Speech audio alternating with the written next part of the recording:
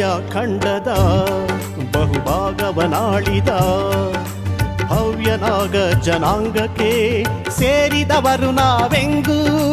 ಭವ್ಯನಾಗ ಜನಾಂಗಕ್ಕೆ ಸೇರಿದವರು ನಾವೆಂದು.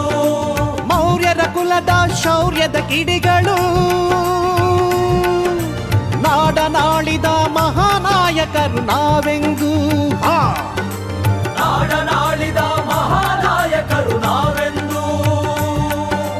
ಮರೆತ ಪುಟಗಳ ತೆರೆದು ತೋರುತ್ತಾ ಬಾನಲಿ ಮೊಳಗಿದ ಭೀಮಗೀತೆ, ಭೀಮಯುಗದ ನವಕ್ರಾಂತಿ ಗೀತೆ ಕೇಳಿಸದೆ ಕಲಿಗಳೇ ಭೀಮಗೀತೆ, ಕೇಳಿಸದೆ ಕಲಿಗಳೇ ಭೀಮಗೀತೆ.